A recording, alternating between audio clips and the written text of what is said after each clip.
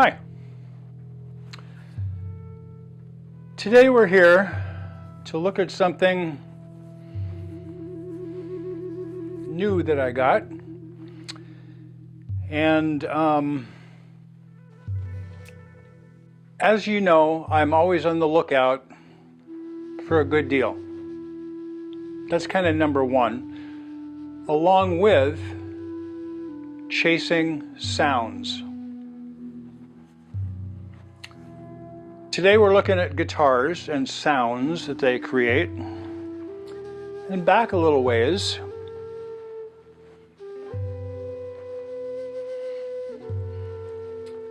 I was intrigued enough by a friend of mine's guitar that was similar to this, an 8-string fan fret multi-scale electric guitar that I started doing some research, and I found this. This is an Agile chiral parallax, a model that I think they're done making through Agile.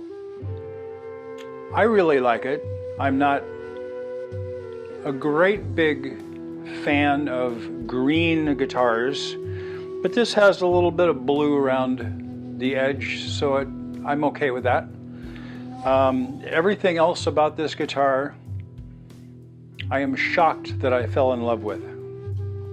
I fell in love with it so much that I went ahead and bought the upper end version, the Nirvana model, to see if I was missing something in getting the better active pickup system versus the passive pickup system that this has.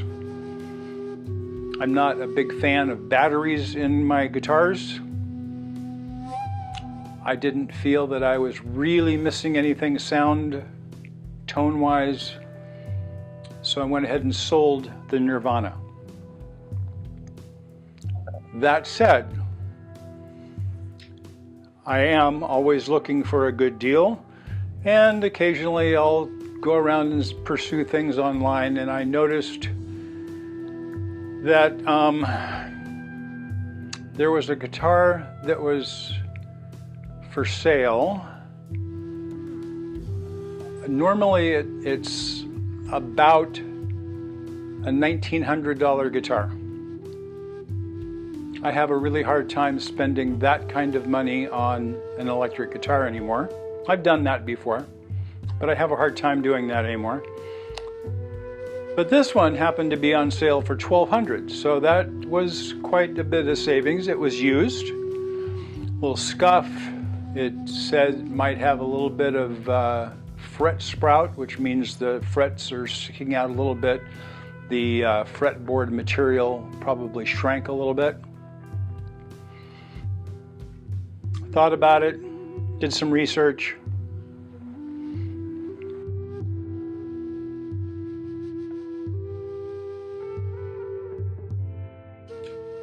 And I bought it. It's a Strandberg NX standard 8-string.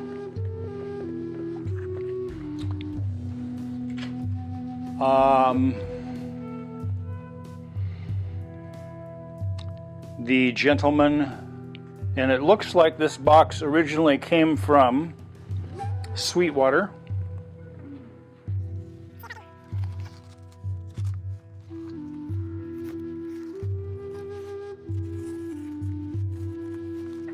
See if I can get all that tape cut.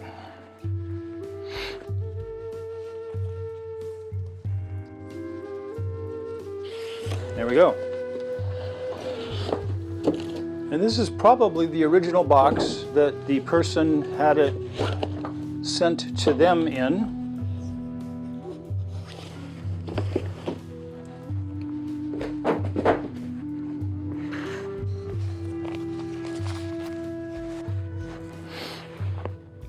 It's called the Strandberg Boden NX 8. or NX Standard, Boden Standard NX 8. And comes with a very nice gig bag.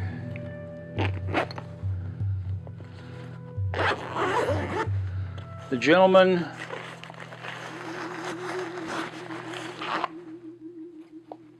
said he was sending a bunch of strings.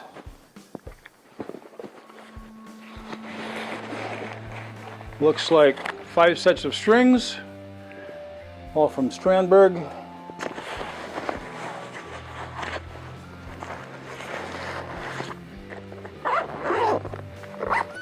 I'll check the rest of that stuff later. Beautiful gig bag, very nicely padded. Looks like it has a waterproof zipper.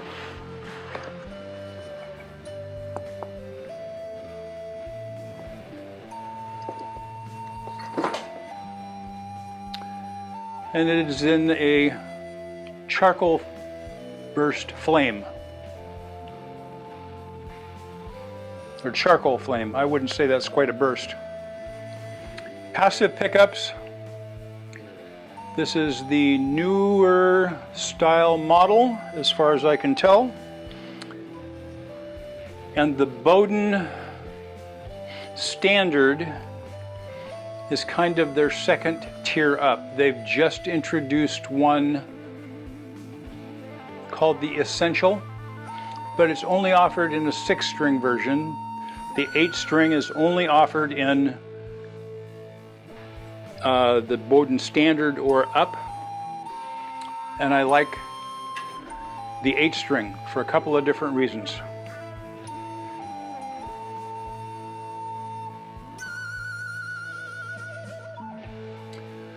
This has supposed to be a quarter sawn maple neck, maple fretboard, lumen lay dots on the side markers, and it has fret markers on the face of the headstock, which this does not. It does still have a tone control, volume and tone control both. It has a 5-way switch instead of a 3-way switch, which this one has. The 5-way switch, and these are Strandberg's own designed pickups that are designed by them overseas. This guitar is made in, does it say? I believe it's in Indonesia, in the Quart factory. They have their own little section that does nothing but Strandberg guitars in that Quart factory. Just like PRS has their own section that does nothing but PRS guitars. The fret sprout that he mentioned is very, very, very, very minor. I'll be able to take care of that very easily. Nothing that would hinder it. The biggest thing that I have is this neck profile on the back. It has, it's kind of trapezoidal. This side is flat and is angled. It has a flat spot across the back that starts over here and kind of cuts across to the lower side here. Has an angle on this side also. That is called the Endure neck. It is supposed to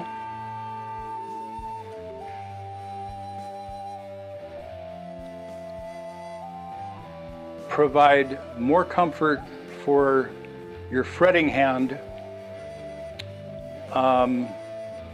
throughout the full range of this. So I need to tune this up. I need to plug it in, and we'll be right back. Okay, we'll see how this goes. I'm just going to run through the clean sounds right now, and then I'll do just a little quick ambient guitar thing. We'll start with the bridge pickup.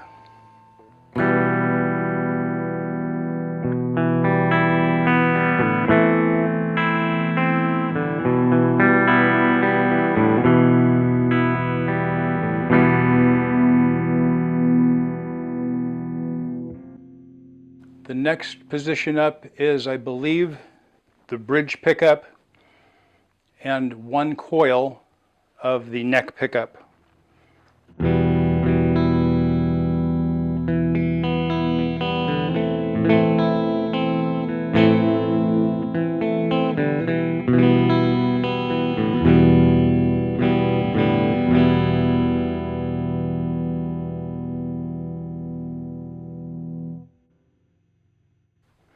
This is with both controls all the way up. The middle position, I believe, are the two humbuckers.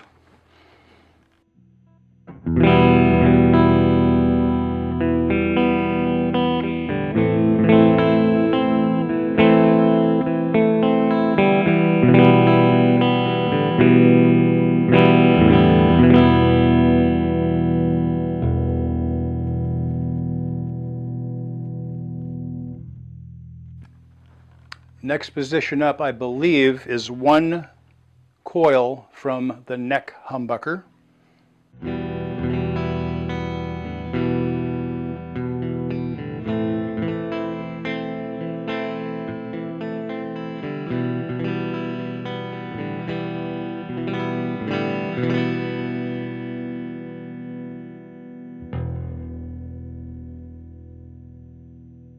And then the neck humbucker by itself.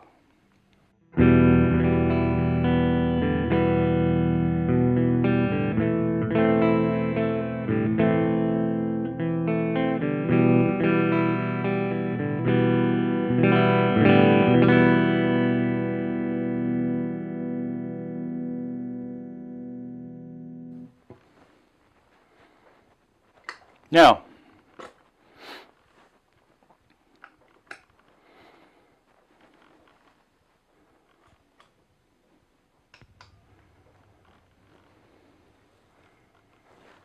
let's see if this is the sound I'm looking for. I'm going to turn the tone knob down just a little bit. And I'm going to go with the two humbuckers.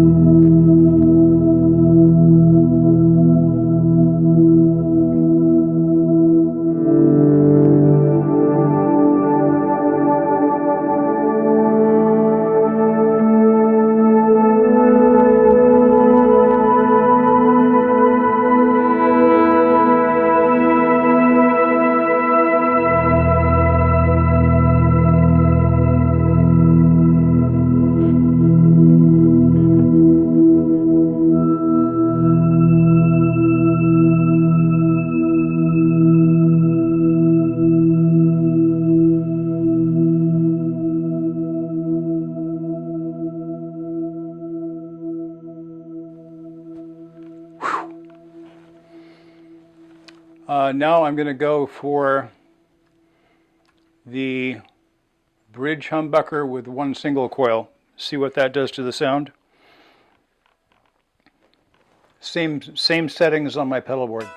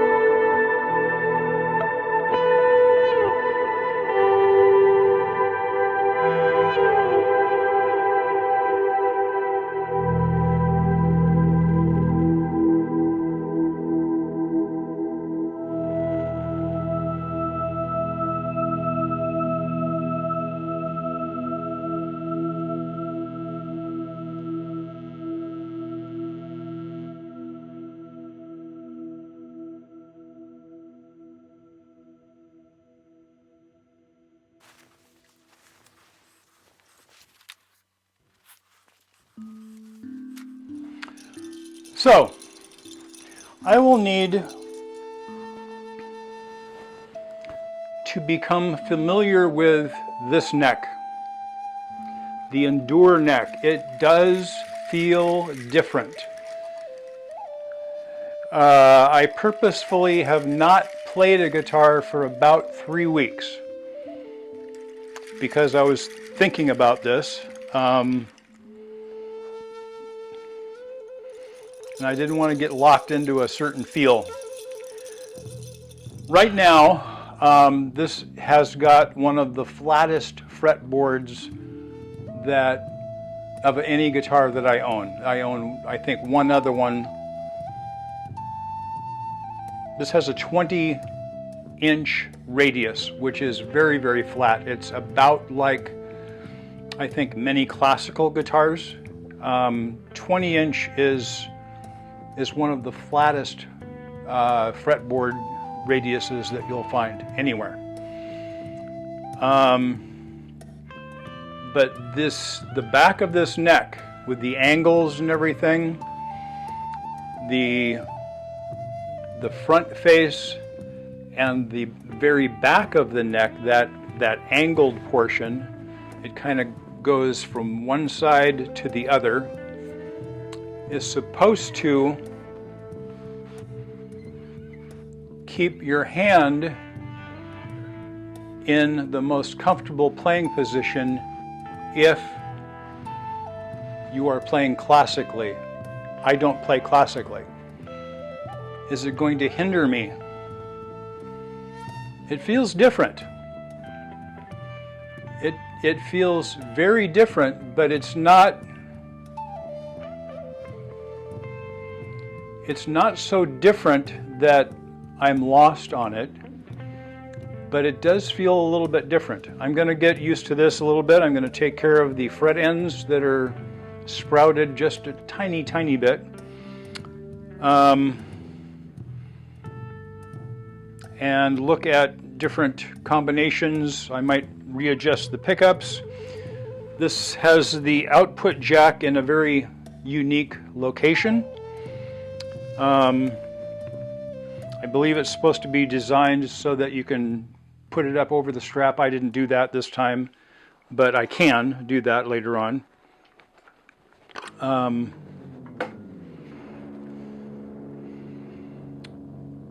The body wood on this is basswood,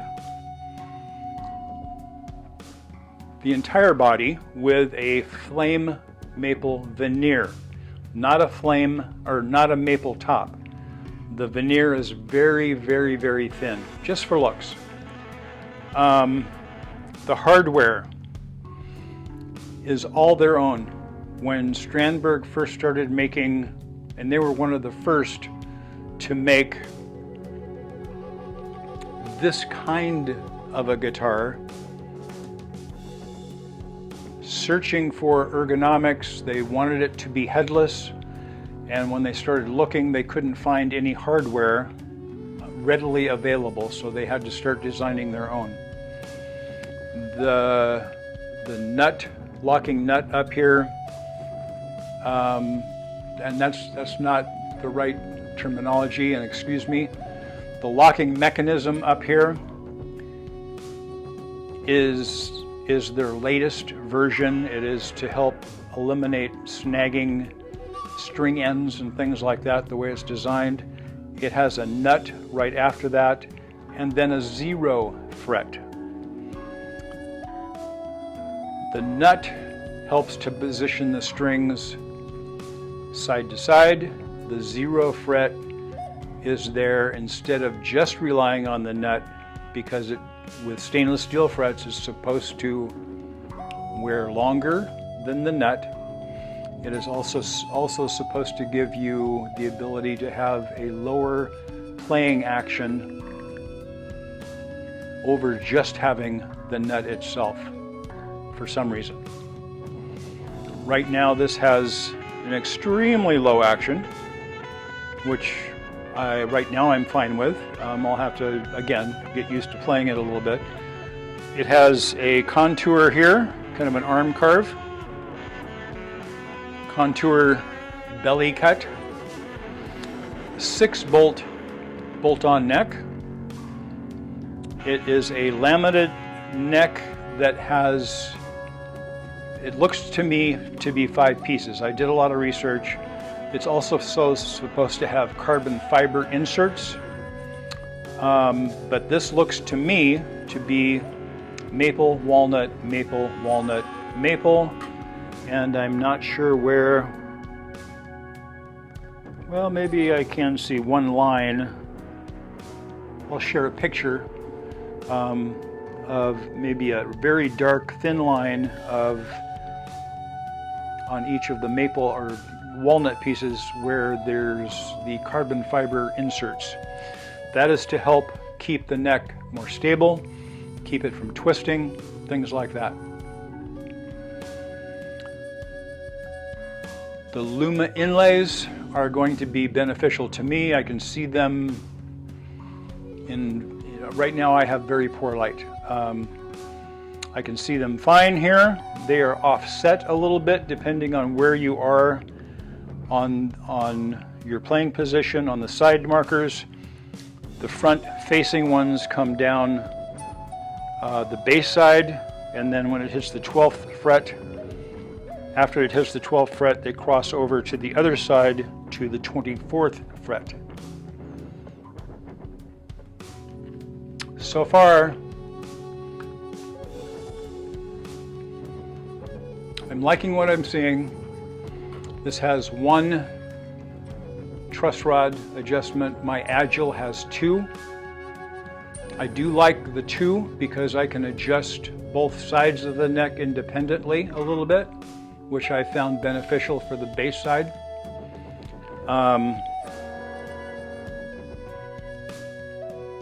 But so far, I'm liking what I'm hearing, I'm liking what I'm seeing, I'm liking what I'm feeling. I'm gonna have to get used to that neck a little bit more. It's not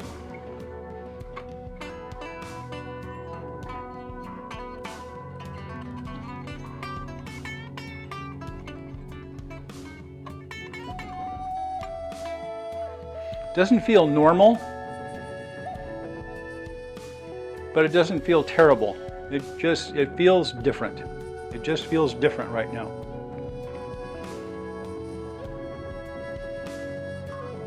I like it. Tell me what you think. I'm not sure where they put the comments. They keep moving it. It used to be down below the video. Right now, I think it's off to the side. If you haven't yet, please subscribe and click the little bell for notifications so that you can be notified the next time I do a video. It could be a music video where I will be taking advantage of some new inspiration. Interesting sounds. Oh, another thing about this guitar, before I forget, it has a very nicely sculpted heel joint. It's almost like a neck through type design. The Agile guitar is a little bit thicker. It's not in my way, but this has much easier access to get to those upper frets if you play up that high, which I don't normally play that high very often. Anyway, thank you. Please subscribe. Let me know what you think of this. And I think I'm going to do an ambient guitar thing first with this, trying some different positions on the sounds. Thank you again for watching, and I hope you have a fantastic day.